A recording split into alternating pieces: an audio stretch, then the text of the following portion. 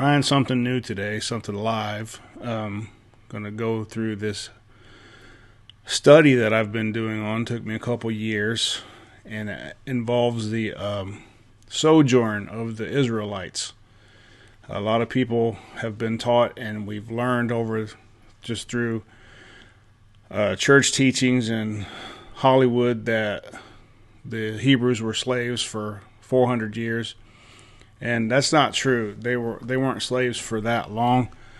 And I'm going to use the Bible to define itself, using the chapters that no one likes to read. No one likes to read the begat chapters or the genealogy chapters. But if you miss out on that, then that's where you're going to miss the gems and the knowledge.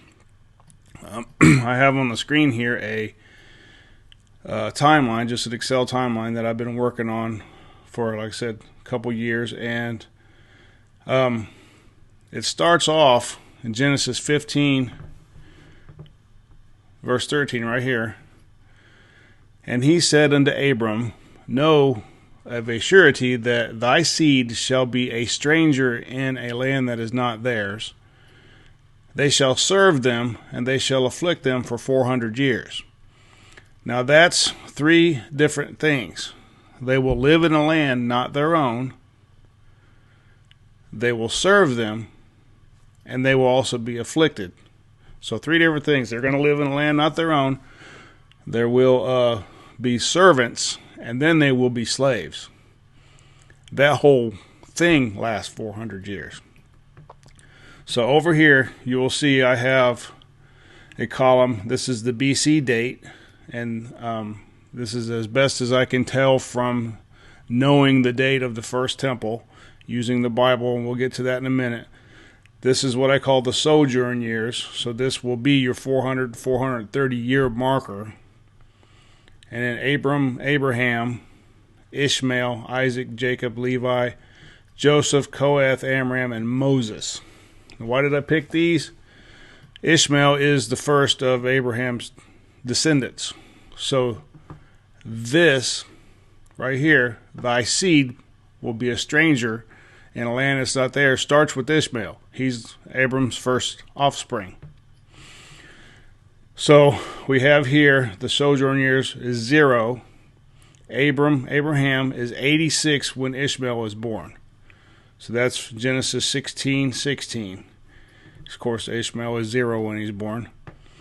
And one of the other verses we want to keep in mind, God says, in the 4th generation, your descendants will come back here. For the sin of the Amorites has not yet reached its full measure. This verse states that the 4th generation, Abraham's descendants, will come back here. Meaning that when he gets the prophecy, he is standing in the land that he's going to inherit.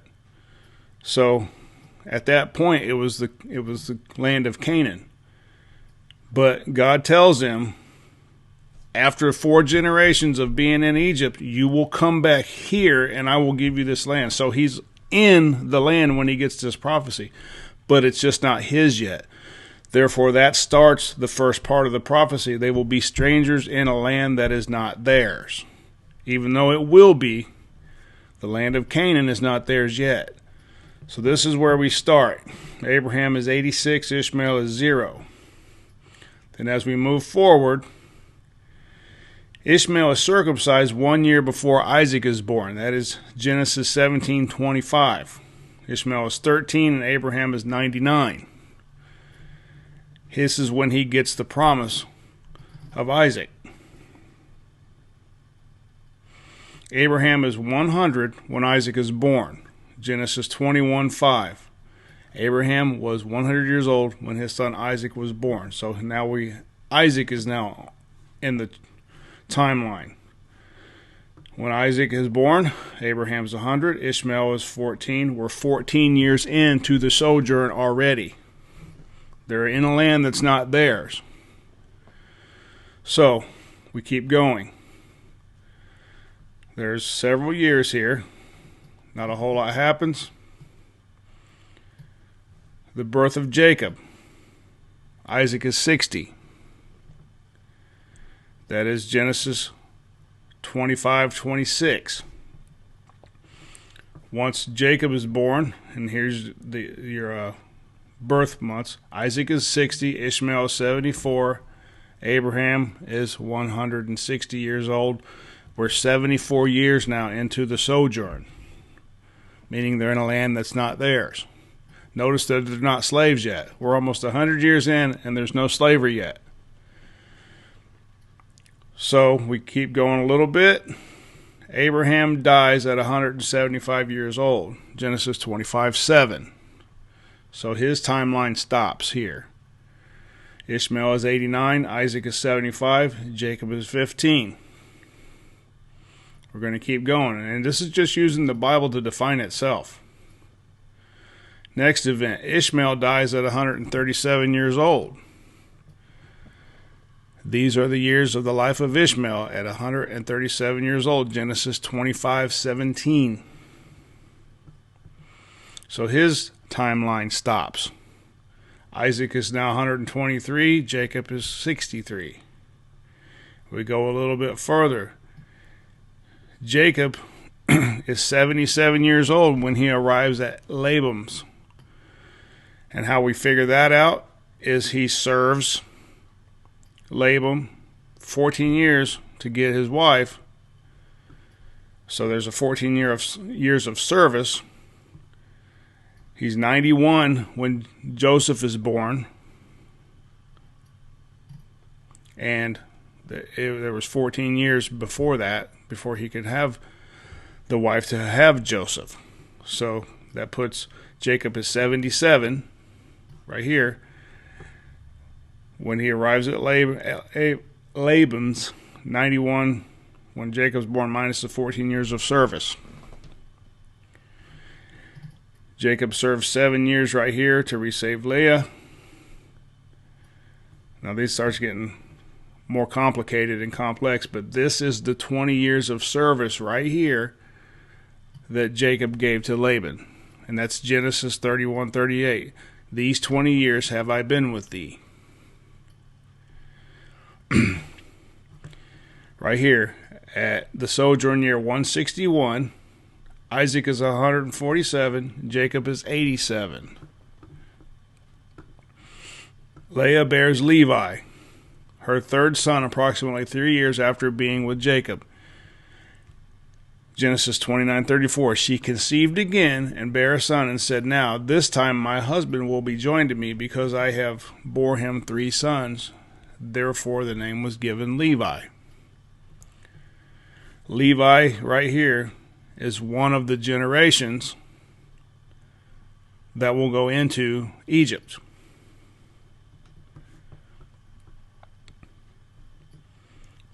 Jacob is 91 at the birth of Joseph. Jacob was 130 when he first entered Egypt, and Joseph was 39. So Joseph starts here. Okay? Now, Joseph in Genesis 37 is 17 when he's sold into slavery. Here's your first known slavery year beginning.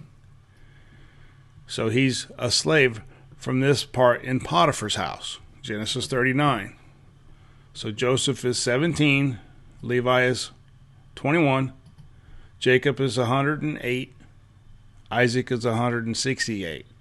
We are now in 182 years of the sojourn, and this is the first time slavery is brought up. So these are known slavery years right here. So also notice that according to this timeline that we'll get into a little bit on how I figured this out, this line up here is the contested secular dating of the Hyksos coming into Egypt.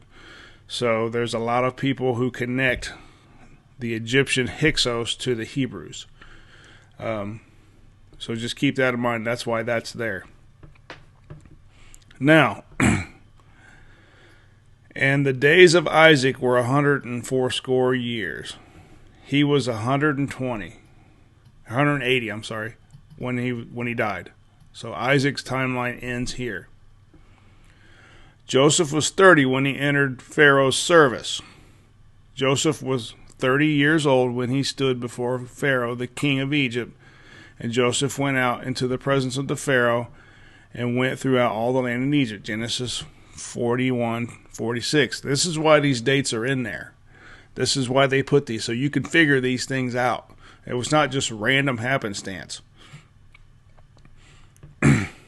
When Joseph was 31, the 7 years of plenty began. 7 years of plentiness that was in the land of Egypt were ended, and the 7 years of dearth began to come according to Joseph, as he has said. This is Genesis 41, verses 53-54. So you have your 7 years of plenty, and then your 7 years of famine. Notice the slavery has ended for Joseph. He's not a slave now. Now he becomes a prince of Egypt. So he's not treated harshly. The slavery for Joseph had ended, and the service, because if you notice back in the original prophecy, it says your offspring will serve them, and then they will be enslaved by them. Well, the service was the Laban. He was in service to Laban for 20 years. So, after 2 years of the famine, Jacob comes into Egypt. So this is when they come in and they start counting the 4 generations. For these 2 years have the famine been in the land, Genesis 45:6. Jacob is 130 when he enters Egypt. Pharaoh said unto Jacob, How old art thou? And Jacob said unto Pharaoh, The days of the years of my pilgrimage are 130 years. Few and evil have the days of the years been of my life have been. Genesis 47:8 and 9. Joseph was 39 when Jacob entered Egypt.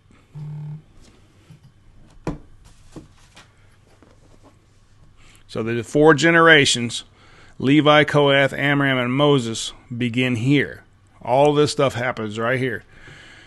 And it goes back to this. In the 4th generations, your descendants will come back here. That's the original prophecy God gave to Abram.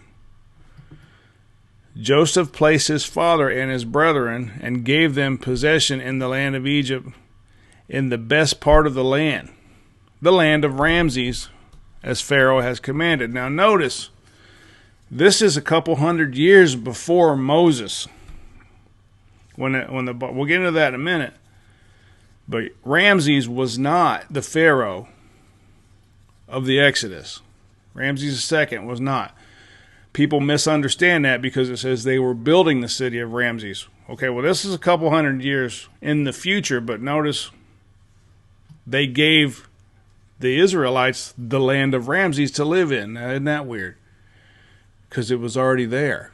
So how are they building it 200 years later when it's already there? So what happens is that land is actually called Avaris.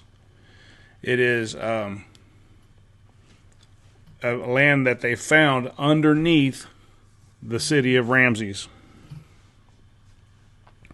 So we will get into that in a little bit.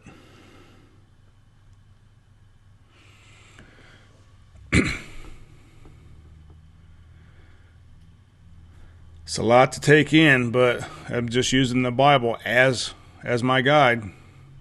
So here, Jacob is 147 when he dies. Remember, Jacob is Israel, by the way. Jacob is 147 when he dies. Jacob is 87 when Levi is born. Levi is 60 when Jacob dies. Jacob and Levi enter Egypt 17 years before Jacob dies. Jacob enters Egypt. Jacob entering Egypt is 30. Levi, when he enters Egypt, is 43. This is all math done by these chapters that nobody likes to read. So, this green line right here is when Joseph gets the prime land. He is blessed. They are not slaves. They get the prime choice land. So this green line up here, this says servitude, slavery. When it's green, they're not slaves. Exodus 1:7. And the children of Israel were fruitful, and they increased abundantly, and multiplied, and waxed exceeding mighty. And the land was filled with them. So they weren't slaves here either. So notice how we're already into the 200 years of the sojourn. Now we go all the way to here. Joseph dies at 110 years old. Levi is 114. Joseph dies. Kohath is 73. Amram is 33. We are 275 years into the sojourn.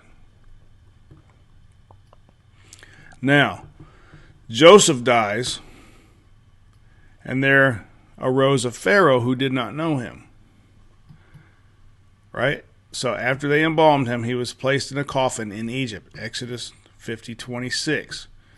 Right here, I have this kind of shaded because we don't know how many years it took. This is kind of gray area before the Pharaoh who did arise didn't know Joseph. So this part is kind of shady. So I kind of shaded it. Declined and descent into slavery sometime during this period. There arose a new king over Egypt who did not know Joseph. So during this time right here is kind of a gray area. Could be slavery. I doubt it started right at the very first year of his death. It probably took some time. But by this time right here, 309 years in, the birth of Moses, we know they were slaves at that point. Levi dies at 137 years old. Exodus 6:16. The children of Israel enter the land of Egypt 17 years before the death of Jacob, and Levi was 43 years old. Jacob lived in the land of Egypt 17 years, and his whole age of Jacob was 147 years. So, 137, I'm sorry, or 100, right here.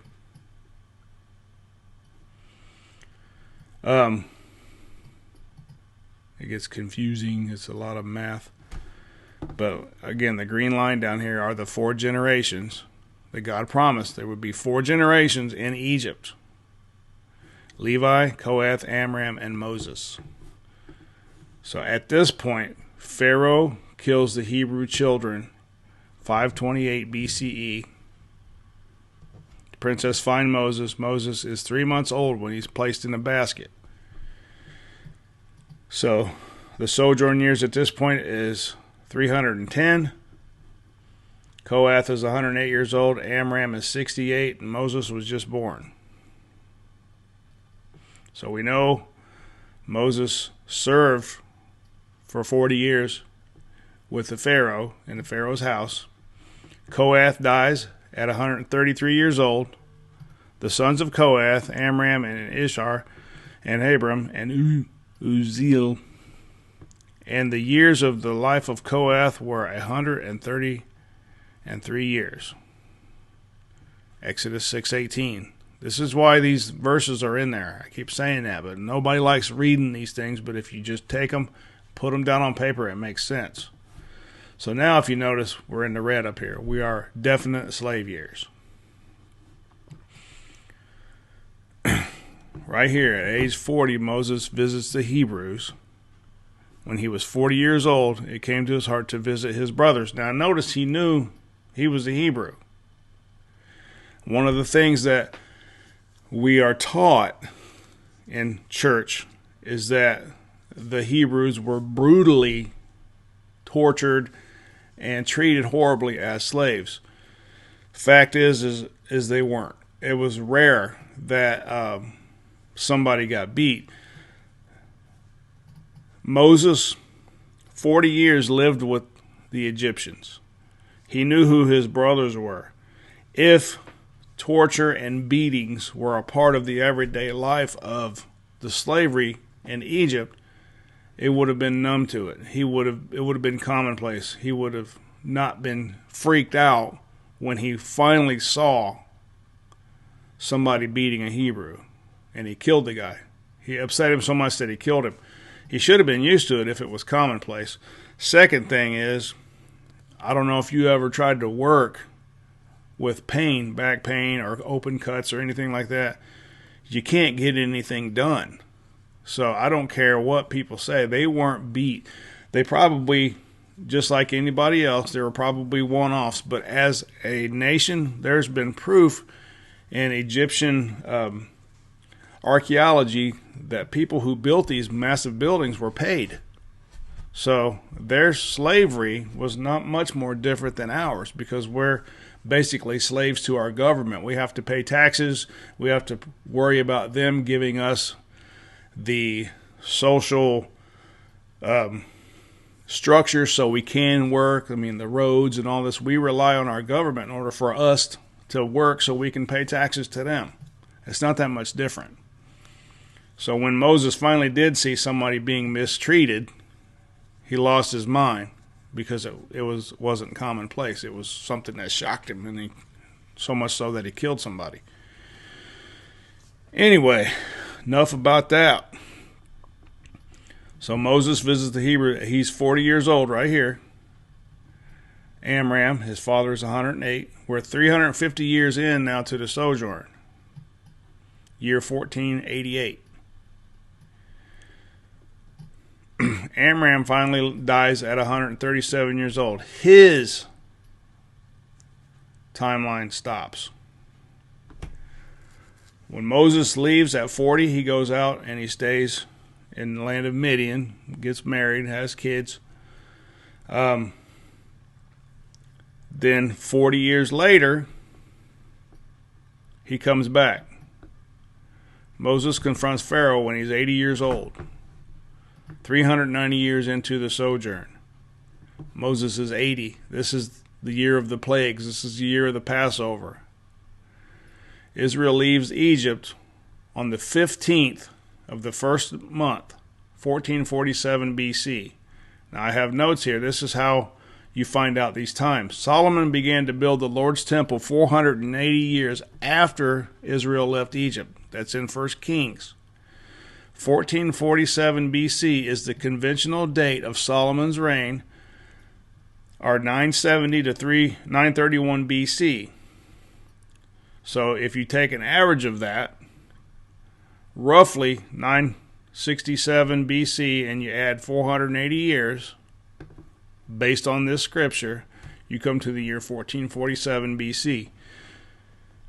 This is when Moses confronts Pharaoh. So they leave Egypt. Moses is 81. We start year 391 of the sojourn, and then we head out into the wilderness for 40 years. 40 years later, Joshua leads Israel into the promised land on the first day of the month, 1407 BC. The first Passover in the promised land was this month. Israel's sojourn is 130 years. Genesis 3:16. Now to Abram and his seed were the promises made. He said not, and two seeds as of many, but as of one, and to thy seed, which is Christ. And this I say, that the covenant that was confirmed before God in Christ, the law, which was 430 years after, cannot disband, and it shall make the promise of none effect. So that's in Galatians, 430 years. Exodus. Now the sojourning of the children of Israel who dwelt in Egypt was 430 years. The Strong's H1481. The word sojourn means to dwell temporarily, to live in a place temporarily as a stranger, not considering a place of permanent habitation, to delay or to tarry. So I'm going to go back through here. Notice that from the year 1448, and we'll be conservative, 1563 are possible or known slavery years and possible slavery years. So watch. This will happen. I'm going to do this in real time right now. We're going to add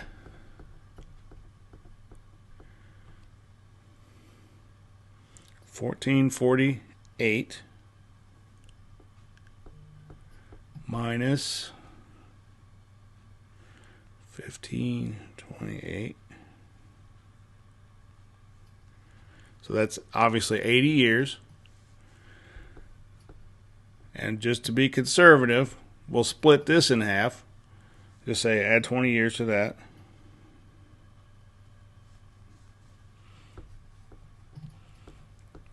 So that's 100 years. And then you have the known years here that Joseph was a slave, which was 14 years. 2, 3, 4, 5, 6, 7, 8, 9, 10, 11, 12, 13 years. So now 113 years. And then if you count the 20 years that Jacob was in service to Laban, that shows you the servitude and slavery years, which was 137 years or a little less, not 400. They were living in the land not their own, which was Canaan. God said, in the 4th generation, you will come back here and I will give you this. So there were 4 generations in Egypt: Levi, Kohath, Amram, and Moses. Then they go back to the land of Canaan. They weren't slaves the whole time. They were slaves 140 to 120 years. The rest of the time they were sojourners. So why does that matter? The story doesn't change. They weren't slaves the entire time. They were blessed for more than they weren't. Most of the time they were blessed and given the land of plenty, and they were just living in a land not theirs. But he eventually gave it to them. But why does that matter? Is it's taught wrong. There's things when people teach out of the Bible, but they don't dig in to all of this. You know, we just can't read the stories. We have all of these books of the Bible. We have all of the verses of the Bible for a reason. God left that stuff in there for us to pull out, to glean from. That's just like planting seeds. You got to dig this stuff out. You can't just throw something on the ground and not nurture it. So that's, if we can get something like that wrong, what else might we have wrong? I put this together. It took me a couple years to get all these dates and times in there. And if you'd like a copy of this, let me know. It's just an Excel spreadsheet. You know, I'm not selling anything because the Word of God is free. But the point of this is if we can get things like this wrong and then teach doctrines on it and make religions out of it, what else might we have wrong? It's just something to think about. You know, my job is not to prove anything wrong. It's to talk about the truth. And when God gives me the urge to study something like this out, then I need to share it. So that's what I'm doing with you today, and I hope you enjoyed it, and I thank you for watching.